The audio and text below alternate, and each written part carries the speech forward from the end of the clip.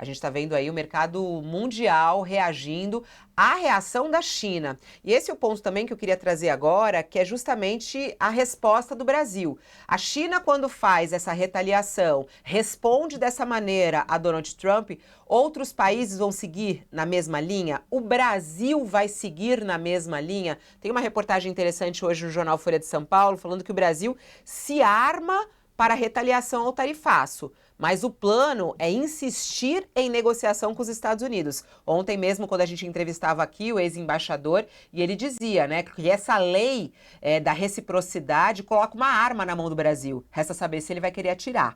É hora de atirar, Josias? Qual vai ser a hora de atirar? Com essa ação da China, isso traz estímulo ao Brasil ir pelo mesmo caminho? Deveria seguir pelo mesmo caminho, Josias? Não, o Brasil tem que seguir um caminho inverso, né? Porque o Brasil não tem o tamanho da China, embora seja uma economia que tem relevância no mundo, não está longe de ter as dimensões da China, o Brasil. A própria senadora Tereza Cristina, que foi relatora dessa lei da reciprocidade no Senado, impulsionou a tramitação dessa nova lei no Senado, ela mesma diz, olha, temos, mais ou menos na linha do embaixador Abdenur, ela diz, temos uma arma, mas é preciso agir com parcimônia, é preciso analisar muito adequadamente os movimentos. O Brasil está nessa fase, a fase de analisar.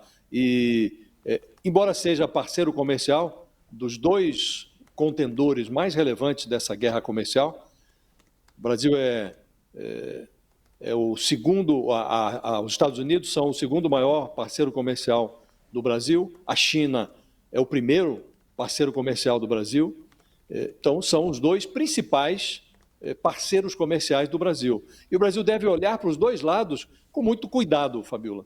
Deve enxergar possibilidades de crescer no mercado americano, porque os Estados Unidos impuseram tarifas altíssimas a países que vendem produtos no mercado americano que também são produzidos no Brasil. Então, o Brasil, com uma taxa menor, pode ganhar mercado nos Estados Unidos e pode ganhar mercado também na China, que a China está, por exemplo, vetando ou inibindo, restringindo a importação de alimentos dos Estados Unidos, produtos que são o forte do agronegócio brasileiro. Então, os agronegociantes do Brasil podem ganhar mercado também na China, que já é um mercado portentoso do Brasil. Mas, ao mesmo tempo, Fabiola, o Brasil vai ter que tomar cuidado com a China, porque os produtos que a China deixa de vender para os americanos, ela vai ter que desovar em algum pedaço do mundo.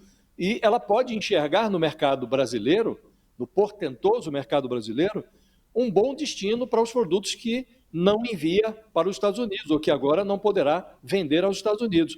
Então, já tem industrial no Brasil olhando de esguelha para a China, falando, bom, nós vamos virar aqui o mercado alternativo da China, vamos sofrer a concorrência da China, que produz lá numa indústria com um custo muito menor.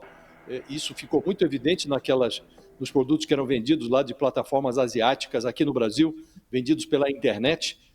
Houve a necessidade, pressão do varejo brasileiro para que fossem taxados os produtos que foram apelidados de blusinhas, mas, na verdade, era todo tipo de equipamento, de produto que vinha por meio dessas plataformas digitais. Agora, esse movimento vai se intensificar, evidentemente. A China vai ter que vender para alguém. Se não vende para os Estados Unidos, vai ter que vender para alguém. E o Brasil, a indústria brasileira olha com certa preocupação esse movimento, Fabiola. Então, o Brasil, como disse, tem que observar os dois lados com muita atenção, que pode ser prejudicado nos dois lados e pode também obter lucros dos dois principais, ou dos dois países que estão encabeçando essa guerra comercial. Então, a nossa posição, Fabiola, é muito mais cautelosa do que a China. A China sabe o que tem a perder e está informando aos Estados Unidos que vai para a guerra com disposição de luta. O Brasil tem que observar. Não é hora de retaliar, é hora de observar, ver. Inclusive, o Ministério da Indústria e Comércio, o Ministério do Geraldo Alckmin, está fazendo consultas a empresas brasileiras para verificar onde o calo de cada um dói, para saber o que fazer. Mas, para responder objetivamente, Fabiola, o Brasil tem que se comportar de forma inversa ao comportamento que está sendo exibido agora pela China. A China tem bala na agulha, e pode atirar. O Brasil não tem tanta munição e precisa tomar cuidado para não atirar contra o próprio pé. Ui, ui, ui, ui, ui. O que será que vai acontecer? Thales, como é que você vê? Brasil deve reagir? Não deve, né? Essa situação da China traz força para que o Brasil se una, de repente, com a China e dê alguma resposta aos Estados Unidos? Não, o Brasil não tem que, eu concordo plenamente com o Josias, o Brasil não tem que, a essa altura do campeonato, tentar mostrar uma força que não tem. Até porque o resultado que teve agora das tarifas americanas para o resto do mundo, nós estamos numa situação menos desconfortável do que vários outros países.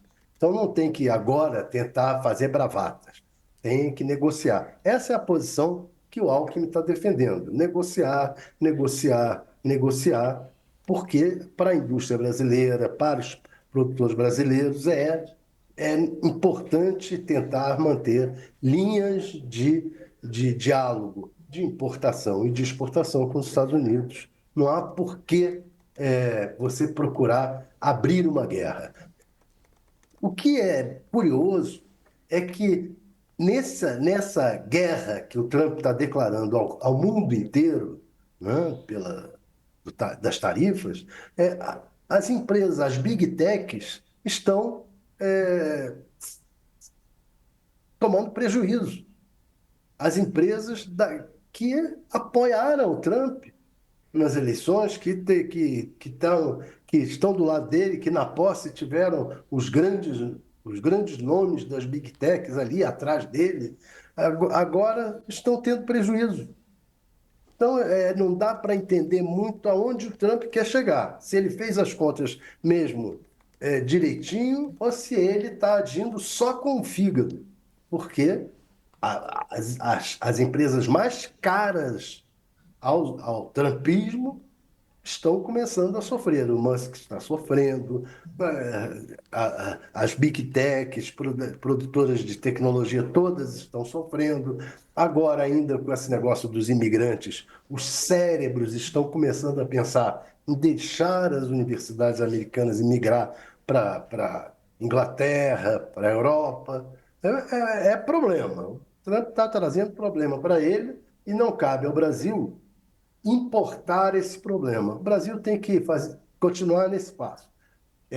Avisar que, olha, nós iremos fazer tudo o que é possível, mas vamos negociar. Não vamos dar um passo além do que é possível.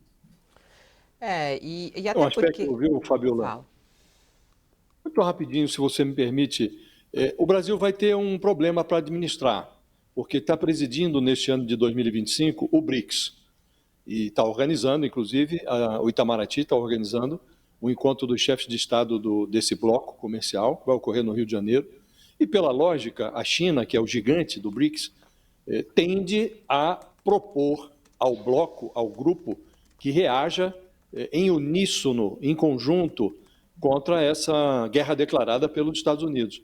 O Brasil vai ter que conter esse movimento, muito provável que a China tende a adotar, porque mesmo no conjunto, no contexto do BRICS, o Brasil saiu como o menos afetado.